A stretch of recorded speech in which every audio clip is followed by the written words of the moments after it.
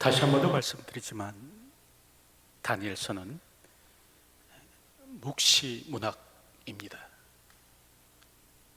여기서 묵시란 이 덮개를 떼다, 또 덮개를 걷다라는 의미입니다.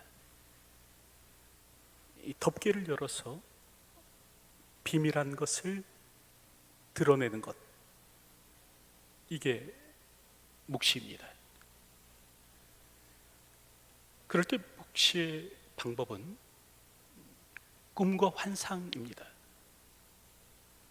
하나님은 꿈과 환상을 통해서 이 감추인 것, 비밀한 것을 드러내시는 겁니다. 오늘 우리가 읽은 이 본문의 말씀은 이제 다니엘서에 나오는 마지막 묵시에 관한 내용인데, 여러분, 그럴 때 그 내용은 사실 이전 것과는 그렇게 다르지 않습니다. 다만 이전의 것이 좀 개괄적인 내용이었다고 한다면, 이 다니엘서 11장에 기록된 이 묵시는 보다 구체적입니다. 조금 상세하게 미래의 일을 말씀하여 주는 것입니다. 여러분, 그럴 때 성경의 영감을 부인하는 사람들은 이 다니엘서를 주전 6세기의 다니엘이 기록한 것으로 여기지 않습니다. 이 사후 예언이라고 해서 주전 6세기의 다니엘이 기록한 것이 아니라 주후 2세기에 어떤 사람이 다니엘의 이름을 빌어서 예언 형식으로 기록하였다, 그렇게 말을 합니다. 앞으로의 일어날 일을 맞춘 게 아니라 이미 일어난 일을 예언의 형태로 기록한 것이다, 그렇게 말을 한 겁니다. 여러분, 그만큼 이 다니엘서 11장은요, 주전 2세기까지의 상황을 아주 잘 묘사하고 있습니다. 그럴 때 다니엘서 11장을 보면 이제 여러 헬라의 왕들에 관한 그런 내용이 나오는데, 그럼에도 불구하고 이 다니엘서 11장은 한 인물에 집중되어 있습니다. 바로 적 그리스도의 모형이라고 일컬어지는 안티오쿠스 4세에 대해서 집중적으로 예언하고 있더라라는 거죠. 총 45절의 내용 중에서 25절이 그와 관계된 내용입니다. 자, 그렇다고 한다면 오늘 본문에서는 이 안티오쿠스 4세에 대해서 어떻게 예언되어 있는가, 그걸 좀 살펴보면요, 첫째로 그는 자기 마음대로 행하며 스스로를 높여 신과 같이 여길 것이다 라고 그렇게 예언합니다. 그래서 36절의 말씀을 보면 그렇게 기록하죠. 그 왕은 자기 마음대로 행하며 스스로를 높여 모든 신보다 크다 하며, 그럼 그렇게 기록하는 겁니다. 이 안티오쿠스 4세의 또 다른 이름은 에피파네스였는데요, 여러분, 에피파네스라는 말은 신의 현현이라는 뜻입니다. 다시 말하면 이 안티오쿠스는 스스로를 신과 같이 여겼다라는 거죠. 그리고 하나님을 두려워하지 모르고 자기 마음대로 행동합니다. 그래서 그가 한 일이 무엇인가? 바로 예루살렘을 침공하여 많은 사람을 죽이는 겁니다. 그리고 예루살렘을 이제 헬라식 도시로 바꿔가더라라는 거죠. 매일 드리는 제사를 폐하고 유월절과 안식일을 금지합니다. 더불어서 어린 아이에게 주는 할례를 행하지 못하게 하고요, 유대인들이 그토록 혐오하는 돼지고기를 먹게끔 합니다. 그리고 이제 그의 행동의 절정은 뭐냐 하면 이 사람이 예루살렘 성전에 제우스의 신상을 세워서 이 돼지의 피로써 제사를 드리도록 그렇게 한 겁니다. 근데 오늘 성경을 보면 바로 이와 같은 일이 미리 예언되어 있더라라는 거죠. 다니엘서 11장 31절의 말씀을 보면 군대는 그의 편에 서서 성소 곧 견고한 곳을 더럽히며 성소를 더럽히며 매일 드리는 제사를 폐하며 멸망하게 하는 가증한 것을 세울 것이며. 여러분, 이처럼 미리 예언하고 있더라라는 거죠. 이처럼 안티오쿠스 4세는 자기 마음대로 행동하는데, 여러분, 그렇다고 한다면 그 까닭이 무엇인가? 그 이유는 스스로를 신과 같이 여겼기 때문에 그렇습니다. 여러분, 사람이 하나님 두려운 줄 모르고 자기 마음대로 살아가는 이유는 무엇인가? 스스로를 신과 같이 여기기 때문에 그렇습니다. 다시 말하면 그 마음에 하나님 두기를 싫어하기 때문에 그런 것이죠. 그래서 로마서 1장 28절의 말씀을 보면 또한 그들이 마음에 하나님 두기를 싫어하며 하나님께서 그들을 상실한 마음대로 내버려 두사라고 말을 합니다. 그러니까 사람들이 그 마음에 하나님 두기를 싫어할 때 하나님께서는 어떤 일을 하는가? 그 마음 그대로, 하나님 없는 그 마음 그대로 그냥 내버려 둔다는 거예요. 그랬을 때 어떤 일이 일어나는가? 합당치 못한 일을 하게 하셨으니. 그러니까 하나님 없는 마음대로 그대로 살도록 했더니 어떤 일이 일어나는가? 합당치 못한 일을 하면서 사람들이 살더라는 거죠. 곧 모든 불의, 추악, 탐욕, 악의가 가득한 자요, 시기, 살인, 분쟁, 사기, 악독이 가득한 자요, 수근수근하는 자요, 비방하는 자요, 하나님께서 미워하시는 자요, 능욕하는 자요, 교만한 자요, 자랑하는 자요, 악을 도모하는 자요, 부모를 거역하는 자요. 여러분, 이처럼 인간이 불의와 추악과 탐욕과 시기와 악독을 행하는 이유가 무엇인가? 그 마음에 하나님이 없기 때문에 그렇다는 겁니다. 하나님 두기를 싫어하며 하나님께서 그 상실한 마음 그대로 두신 거예요. 그러자 인간이 어떤 일을 하는가? 온갖 죄를 저지르면서 살았다라는 거죠. 여러분, 이처럼 인간이 스스로를 높이면 어떻게 되는가? 세상은 지옥이 됩니다. 그 마음에 하나님 두기를 싫어하면 어떻게 되는가? 죄와 악이 들끓는 곳이 되는 것이죠. 우리가 굳이 지옥까지 가지 않아도 우리 마음속에 하나님을 두지 않고 살게 되면 세상은 지옥이 됩니다. 우리가 죽는 날까지 기다리지 않아도 스스로를 신과 같이 여기면서 오늘 우리가 살아가면 오늘 우리는 지옥을 만들 수가 있는 것이죠. 여러분, 하나님 두려운 줄 모르고 살아가면 망합니다. 그래서 오늘 성경 다니엘서 11장 45절의 말씀을 보면 그가 장막 궁전을 바다와 영화롭고 거룩한 산 사이에 세울 것이나 그의 종말이 이르리니 도와줄 자가 없으리라. 여러분, 그렇게 말합니다.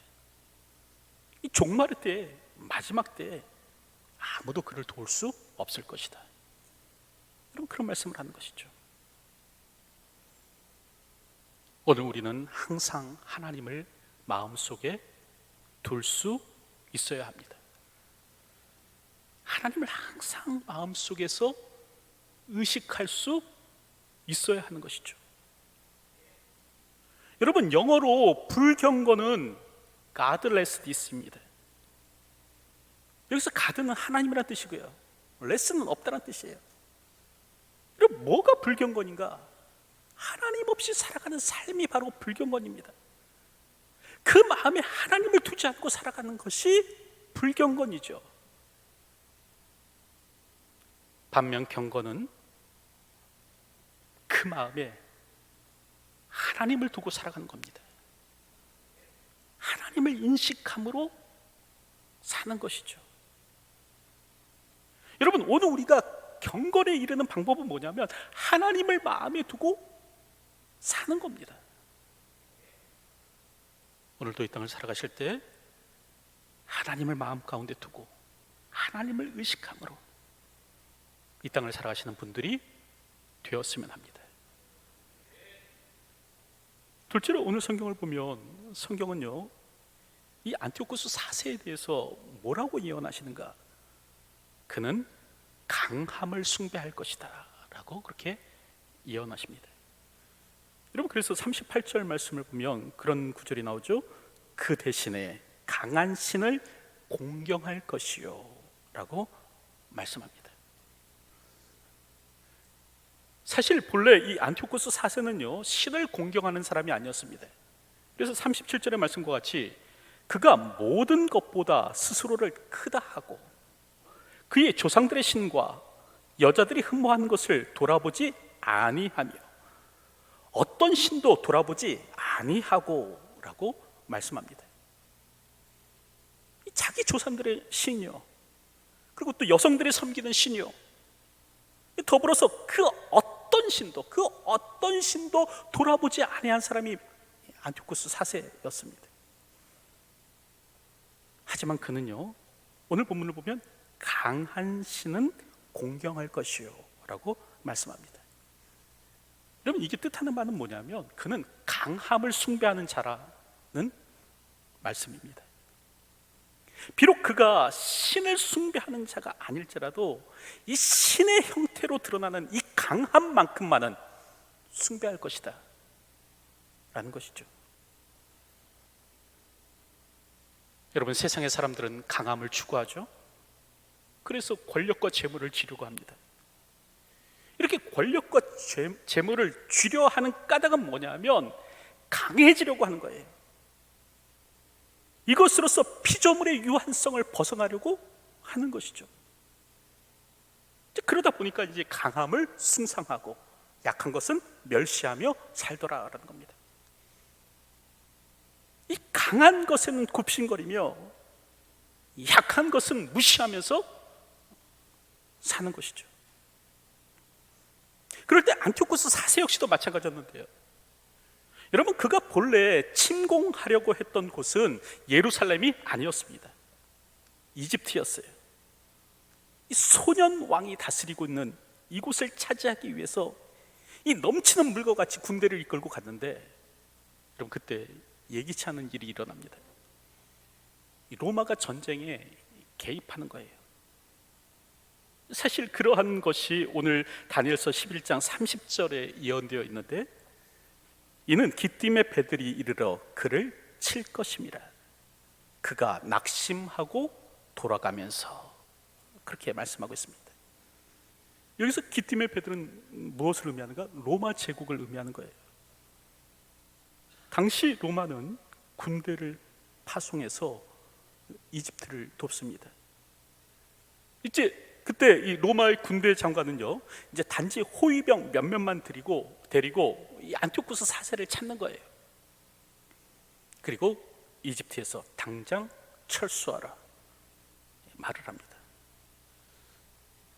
이때 안티오코스 4세는 잠시 생각할 시간을 달라 그렇게 요청을 하는데요, 이때 로마의 군대 장관은요 안티오코스 4세 주변에 커다란 원을 그립니다. 그리고 이 원에서 벗어나기 전에 결정하라, 그런 말을 하는 거예요. 결국 이 안티오코스 4세는 큰 수치를 당하고 본국으로 돌아가게 되었습니다. 근데 그럴 때 오늘 본문의 말씀과 같이 예루살렘을 들려서 거기다 온갖 화풀이를 하는 거예요. 보이는 대로 어른, 아이, 여자 할 것 없이 보이는 대로 그냥 만나기만 하면 8만 명이나 되는 사람들을 다 그냥 학살합니다. 그리고 성전 제사와 안식일과 유월절을 금지시키고 이 예루살렘에 제우스의 신상을 세워서 돼지의 피로 희생 제사를 드리는 겁니다. 여러분, 이처럼 강한 것에는 꼬리를 내리고 이 약한 것에는 짓밟는 그런 사람이 이제 안티오쿠스 4세였죠. 여러분, 하지만 기독교는 강함을 추구하는 종교가 아닙니다. 강함을 숭상하는 종교가 아니죠. 오히려 기독교는 약함을 자랑합니다. 그래서 하나님께서는 내 능력이 약한 데서 온전하여 짐이라 라고 말씀하십니다. 그러니까 하나님의 능력은 이 강한 사람을 통해서 드러나는 것이 아니라 약한 사람을 통해서 드러난다는 거예요. 기독교의 하나님은 약자의 하나님이십니다. 하나님은 세상에 약하고 멸시받고 천대받는 사람들을 보호하십니다. 그래서 교회 역시도 약자들을 도왔습니다. 이 복음이 처음 전파되는 그때부터 교회는 약한 사람들과 함께 했죠. 여러분, 이는 우리나라 역시도 마찬가지입니다. 특별히 이 곤당골 교회와 학당을 세운 분이 계시는데 바로 이제 이분이 사무엘 무어 선교사님입니다. 근데 그분이 어느 날 하루는 이 자신의 학당에 다니는 이 아이의 아버지가 이 전염병에 걸려서 죽게 되었다라는 이야기를 듣게 됩니다. 그랬을 때 무어 선교사님은요, 고종의 주치의였던 에비슨을 청해서 이 사람의 집을 찾습니다. 그리고 몇 날 며칠을 치료해서 이 사람을 살려내는 거예요. 그런데 이렇게 살아난 사람이 당시에는 사람으로도 여겨지지 않는 백정이었습니다. 그랬을 때 이 사람은 이제 곤당골 교회를 다니면서 그곳에서 이제 세례도 받고 이름도 얻게 됩니다. 당시 백정들은 이름조차도 없었어요. 그러자 곤당골 교회에 출석하는 양반들이 반발합니다. 백정과 함께 예배드릴 수 없다. 백정 박성춘을 내보내라. 이런 겁니다. 하지만 사무엘 무어 선교사님은요, 모든 이가 하나님 앞에서 평등합니다 라고 하며 거절합니다. 그래서 양반들이 이 곤당골 교회를 그냥 떠나서 자기들만의 교회를 세우는 거예요. 이게 바로 홍문 섰골 교회입니다. 이런 일이 일어나자 박성춘은 이곳저곳을 다니며 전도합니다. 백정들도 사람 취급받는 곳이 있습니다. 그러면서 전도하는 거예요. 그래서 많은 백정들이 이 교회로 찾아오는 일이 생긴 거죠. 그 후 3년이 지났을 때 이 곤당골 교회와 홍문 섰골 교회는 다시 합치게 됩니다. 바로 그 교회가 서울 인사동에 있는 승동교회예요. 당시 백정이었던 박성춘은 이 왕실의 후손이었던 사람보다 먼저 이 승동교회의 장로가 됩니다. 그리고 6.1준에게 탄원서를 보내서 백성차별금지법을 세워달라고 말을 합니다. 그래서 결국 이 백정들도 갓을 쓰고 망건을 쓰면서 살게 되는 일이 생긴 거예요. 여러분, 이처럼 교회는요, 그 처음부터 약자를 귀히 여기고 보호하여 왔습니다. 다만 현재의 교회가 차별금지법을 반대하는 까닭은 여러분, 그 조항 가운데 일부가 성경의 말씀과 위배되기 때문에 그렇습니다. 이 성적 지향이라는 이 부분만큼만은 이 하나님의 말씀과 어긋나기 때문에 반대하는 겁니다. 이 부분만 더 덜어내자, 이 성적 지향이라는 이 문구만 좀 덜어내자, 그 얘기를 하고 있는 거예요. 여러분, 성적 지향이라는 말이 무슨 말입니까? 동성애도 괜찮다, 양성애도 괜찮다라는 겁니다. 여러분, 이것에 대해서 죄라고 설교하면 이는 차별을 불러일으키는 행위로, 선동 표현으로 처벌의 대상이 된다라는 겁니다. 처벌하겠다라는 거예요. 근데 여러분, 양성애가 뭡니까? 남자 여자 가리지 않고 잠자리 하는 겁니다. 여러분, 그런데 성경은 오늘 우리에게 무엇을 말씀하고 있어요? 한 아내의 남편 된 자요라고 하지 않습니까? 교회의 지도자는 한 아내의 남편 된 자여야 된다라는 거예요. 여러분, 그런데 이게 비단 이 교회의 지도자에 관한 말씀이겠습니까? 이 결혼이라는 울타리 밖에서 행해지는 모든 이 행위는요, 여러분, 죄예요. 근데 이 양성애라는 것이요, 이 결혼이라는 울타리 밖에서 남자도 괜찮고 여자도 괜찮고 잠자리 하는 거예요. 근데 이것에 대해서 죄라고 말하면 처벌하겠다는 거예요.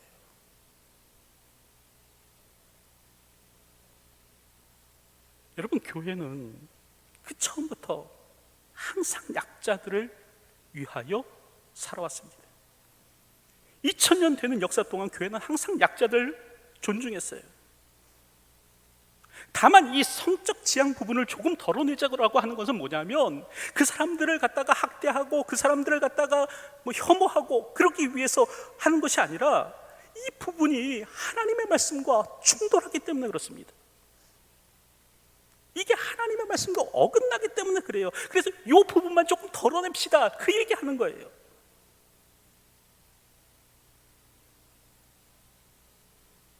여러분, 어쨌든 교회는요, 사회적 약자를 돕고 섬겨야 합니다. 세상은 강함을 추구하고 약한 자를 멸시할지라도 오늘 우리는 그래서는 안 되죠. 지극히 작은 나까지도 사랑하여 주신 그 십자가의 주님을 알기에, 약하고 작은 자에게 긍휼과 사랑으로 사는 것이 오늘 우리들인 것입니다. 실제로 오늘 성경을 보면 성경은 이 안티오쿠스에 대해서 어떻게 예언하는가? 그는 뇌물을 받고 땅을 나눠줄 것이다 라고 예언합니다. 그래서 39절 하반절을 보면 여러분 그렇게 기록하죠. 그에게서 뇌물을 받고 땅을 나눠주기도 하리라.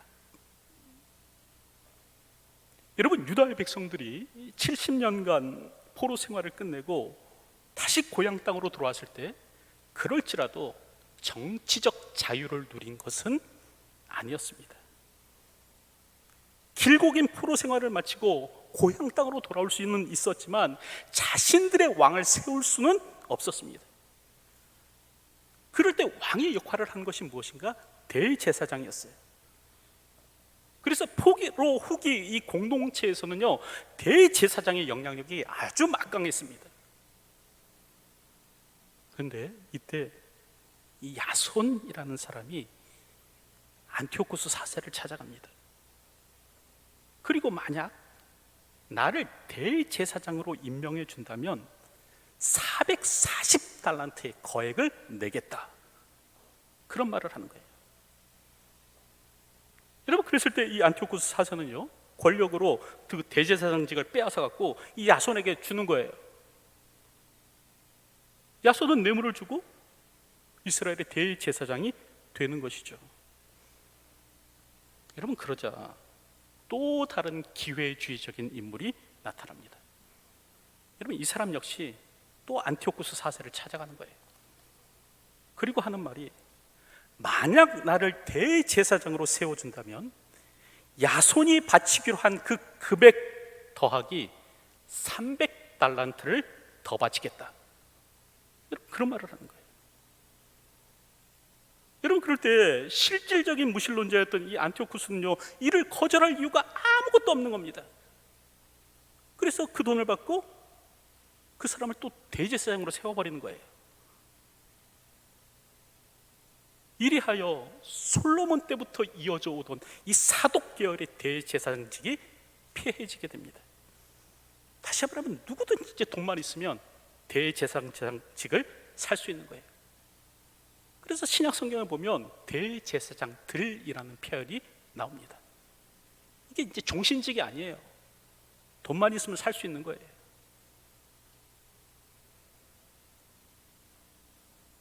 여러분, 이처럼 사람은 돈이면 무엇이든지 하곤 합니다.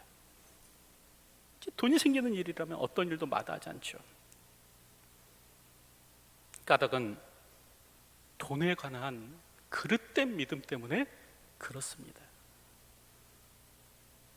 사람들은 돈만 있으면 행복하리라 라고 생각하죠. 오늘 내가 불행한 것은 돈이 없기 때문이라고 그렇게 여깁니다. 불과 며칠 전에 한 연예인이 TV 방송에서 그런 말을 했는데요, 이 연예인은 몇 번의 이혼을 한 그런 여성입니다. 근데 그때 무슨 얘기를 했냐면, 남편의 불륜은 참을 수 있어도 경제적 어려움은 못 참겠더라, 그런 말을 하는 거예요. 내가 몇 번의 이혼을 경험하면서 내가 남편의 불륜은 내가 참고 살아갈 수 있겠다, 그렇지만 경제적으로 쪼달리는 거, 이것만큼 어렵다, 그런 얘기를 했습니다. 여러분, 이처럼 사람들은 행복을 어디서 찾는가? 돈에서 찾는 거예요. 더불어서 사람들은 돈이면 하지 못할 것이 없다라고 생각합니다. 돈의 전능성을 믿는 거죠. 그래서 돈이면 귀신도 부린다, 돈이면 지옥문도 연다, 돈만 있으면 개도 멍첨지라. 다시 말하면 개도 대우를 받는다는 거예요. 돈만 있으면. 이런 속담이 만들어지는 거예요.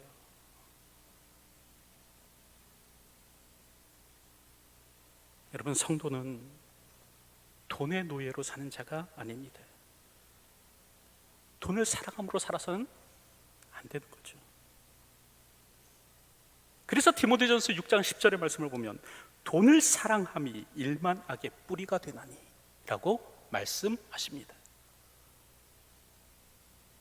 더불어 디모데전서 6장 17절의 말씀을 보면 마음을 높이지 말고 정함이 없는 재물에 소망을 두지 말고 라고 말씀하십니다. 재물에, 돈에 소망 두지 말아라. 또 히브리서 13장 5절의 말씀을 보면 돈을 사랑하지 말고 있는 바를 족한 줄로 알라라고 말씀하십니다. 여러분, 돈은 오늘 우리의 소망이 되지 못합니다. 그러므로 오늘 우리는 돈을 사랑함으로 살아서는 안 되는 것이죠. 돈에 의해서 움직이는 자가 되어서는 안 됩니다. 돈이 아니라 하나님의 말씀에 의해서 움직여야 하는 것이죠.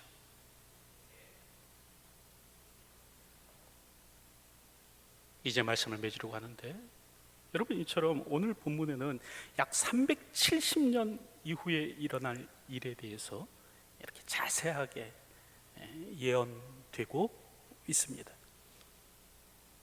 여러분, 그럴 때 그 예언의 목적이 무엇인가? 잘 준비토록 하기 위함이에요.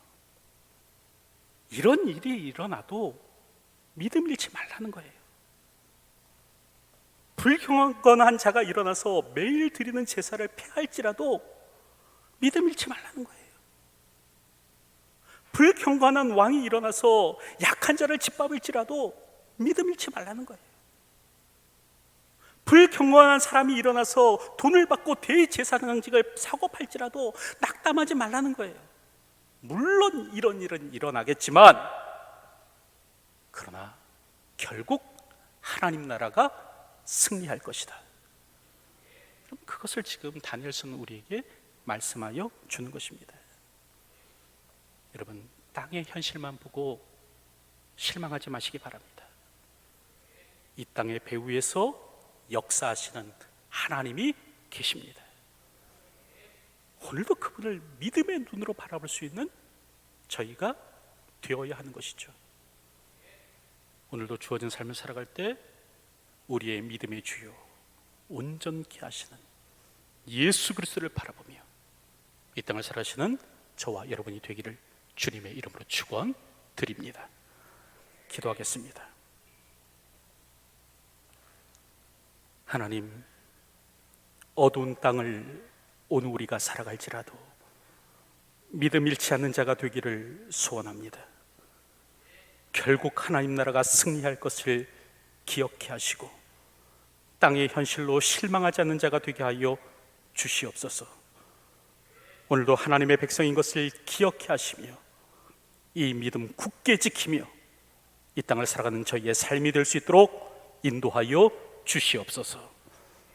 예수님의 이름으로 기도하옵나이다. 아멘.